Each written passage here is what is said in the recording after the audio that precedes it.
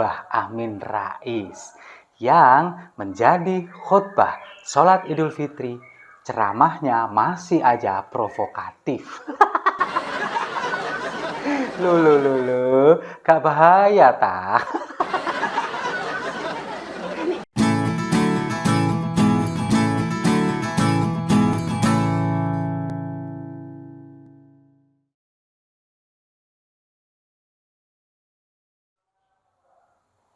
Salam damai untuk Indonesia, berjumpa lagi bersama saya, Papa Dimas.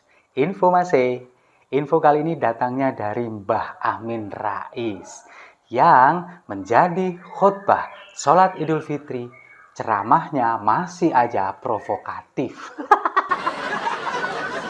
Loh, gak bahaya tak? Ya, saya juga tidak lupa mengucapkan selamat Hari Raya Idul Adha untuk seluruh umat muslim yang ada di dunia. Dan khusus untuk pemirsa Siwo TV, saya juga tidak lupa juga mengucapkan bagi yang merayakan, ada yang merayakan hari ini, ada juga yang merayakan kemarin pada hari Rabu tanggal 28 Juni. Nah, salah satu yang merayakan kemarin ini adalah rekan-rekan kita, saudara-saudara kita dari Muhammadiyah. Kemudian kemarin di Bandung, Kabupaten Bandung, tepatnya di lapangan Transmart di Bojong Soang, Kabupaten Bandung, ini kan juga digelar sholat Idul Adha yang diselenggarakan oleh Muhammadiyah, dan yang ditunjuk sebagai khotib dan juga imam di sana adalah Amin Rais. Karena Amin Rais ini kita tahu adalah mantan ketua pengurus pusat Muhammadiyah dari tahun 1994 sampai 1998. Makanya kemudian di sana ditunjuk sebagai khotib. Nah, dalam khotbahnya ini seperti biasa mengingatkan kita, apalagi kepada generasi muda, untuk lebih banyak belajar, dan belajar. Kemudian jangan mau dikekang oleh keinginan untuk memperkaya diri sendiri, kemudian harus bertindak laku sesuai Al-Quran dan Sunnah, kemudian jangan sampai dekat-dekat atau harus menghindar dengan kelompok-kelompok sekularisme katanya yang akan memisahkan agama dengan kehidupan sehari-hari. Itu masih bisa diterima ya. Lalu ada lagi isi khotbahnya ini yang kalau bagi saya ini sangat tendensius dan kemudian lebih dibilang provokatif. Ini sholat Id loh Mbah, masa iya masih aja memprovokasi umat, kemudian masih saja memberikan khotbah-khotbah yang bisa memecah belah bangsa. Yang pertama ini dia mengatakan bahwa titip pesan kepada tokoh-tokoh yang dititipi secuil kekuasaan, katanya. Kita ini harus mandiri, sebagai bangsa harus mandiri, jangan menjadi klien atau pelayan dari kekuatan asing, katanya. Masih aja di khotbah sholat Idul Adha bawa-bawa kekuatan asing yang katanya akan merampas Indonesia, yang katanya akan menindas negara kita. Kekuatan asing yang mana, Mbah? Mbak Amin memang nggak menyebutkan kekuatan asing yang mana yang dia maksud. Tapi kalau kita melihat provokasi Mbak Amin selama ini kan memang sangat tendensius. Seolah-olah kita ini diperdaya oleh kekuatan asing, terutama dari Cina, oligarki dari Cina yang seolah-olah ingin menguasai Indonesia melalui Presiden Jokowi. Itu yang selalu disampaikan oleh Mbak Amin Rais. Nah, ini yang selalu ditakutkan oleh kelompok-kelompok golongan mereka. Bahwa kita ini negara kita akan dikuasai oleh asing. Padahal faktanya ketika asing ingin menguasai kita, ingin menguasai sumber daya kita. Coba kalau kita lihat ketegasan Presiden Jokowi. Kita nggak mau ekspor bahan mentah. Kita harus ekspor yang memiliki nilai lebih, memiliki nilai tambah bagi sumber daya alam kita. Itu yang dilakukan oleh Presiden Jokowi. Lalu, yang ditakutkan oleh kelompok Mbah Amin dan kawan-kawan ini, kekuatan asing yang mana?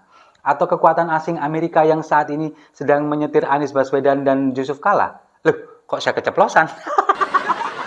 Bukan menuduh ya, kita ini curiga. Nah, lalu kemudian, lagi-lagi yang ditakutkan oleh kelompok mereka ini adalah Islamofobia. Islamofobia yang kemudian dikatakan bahwa upaya memecah belah umat Islam yang dilancarkan oleh kaum Islamofobia dan selalu berusaha mempererat kehidupan umat Islam Indonesia di segala bidang. Nah, inilah yang kemudian selalu digaungkan dari dulu oleh kelompok 212, kemudian HTI, kelompok-kelompok yang mengusung politik identitas mengatakan bahwa ada kekuatan Islamofobia yang ingin memecah belah umat Islam. Padahal kenyataannya sampai detik ini yang mereka bilang kelompok Islamofobia itu nggak ada. Bahkan pemerintah kita selalu memfasilitasi apapun kegiatan dari umat Islam. Kegiatan ibadah dari umat Islam, apapun itu. Kalau kita dibilang Islamofobia, justru sebagian kecil oknum umat Islam ini yang fobia terhadap kelompok-kelompok atau golongan-golongan agama lain. Mereka mempersekusi tempat peribadatan, kemudian menolak pendirian gereja, menolak pendirian tempat ibadah yang lain. Itu yang terjadi. Dan sekarang Islamofobianya yang mana? Mereka selalu mengatakan bahwa pemerintah ini seolah-olah memusuhi umat Islam. Padahal pemerintah kita, presiden kita, mayoritas adalah umat Islam. Gimana ceritanya umat Islam memusuhi umat Islam sendiri kalau bukan dari golongan kalian sendiri? Mengatakan bahwa pemerintah ini Islamofobia. Nah, inilah yang kemudian seolah-olah narasi yang selalu dibentuk oleh Mbak Amin dan kelompoknya dan sekarang dibawa ke khotbah sholat Idul Adha. Bagi saya ini sangat nggak pantas menurut saya. Karena apa ya? Karena ini ketika kita merayakan hari raya, kemudian kita meneladani Nabi Ibrahim, bagaimana ketulusannya, keikhlasannya, sementara Amin Rais yang dulu pernah menjadi ketua pengurus pusat Muhammadiyah, pernah menjadi ketua MPR, seorang guru besar di Universitas Gadjah Mada, dulu yang dikatakan sebagai bapak reformasi padahal bukan. Itu yang sekarang ingin menggiring opini bahwa pemerintahan Presiden Jokowi ini gagal. Pemerintah Presiden Jokowi ini adalah presiden yang dipengaruhi oleh kekuatan asing. Padahal kalau kita melihat, sebetulnya apa yang salah dari ini semua adalah mata hati dari kelompoknya Mbak Amin ini tidak bisa melihat bagaimana Indonesia sekarang, kemajuan yang kita capai di bawah kepemimpinan Presiden Jokowi itu yang tidak bisa dilihat oleh kelompok-kelompok ini. Nah, itulah yang kemudian saya sesalkan kenapa harus dibawa ke khutbah sholat Idul Adha. Harusnya dengan sholat Id ini kan kita bisa membawa atau meneladani sifat-sifat dari Nabi Ibrahim, dari Nabi Ismail. Kalau misalkan Mbak Amin, kalau saya rasa sih nggak mungkin Mbak Amin ini nggak paham. Paham sebetulnya. Cuman nggak mau aja, kepengennya menggiring ke arah politik. Jadi gini Mbak, saya ajarin nih, saya kasih satu contoh.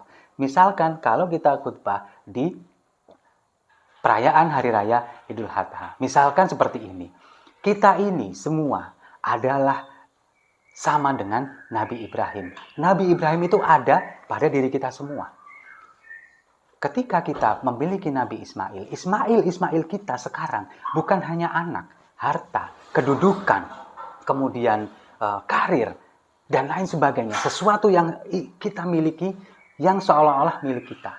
Nah, kemudian Allah memberikan kita mandat, memberikan kita perintah untuk menyembelih Ismail kita. Tujuannya bukan apa? Bukan untuk membunuh Ismail itu, tapi membunuh rasa kepemilikan kita terhadap apa yang kita miliki. Karena semuanya akan kembali kepada Allah Subhanahu wa Ta'ala. Kembali milik Allah Subhanahu wa Ta'ala. Gitu kira-kira Mbak ceramahnya, ya kan? Jadi sok guru ini seorang profesor. Tapi ya kalau nggak seperti itu, ya masa iya di momen sholat ini harus memprovokasi umat, apalagi yang di sana yang datang ini kebanyakan juga kaum muda. Kaum muda kita, kalau mereka yang katakanlah awam terhadap dunia politik, kemudian digiring-giring ke arah politik, kemudian dibawa-bawa ke ranah agama seperti ini, bahaya.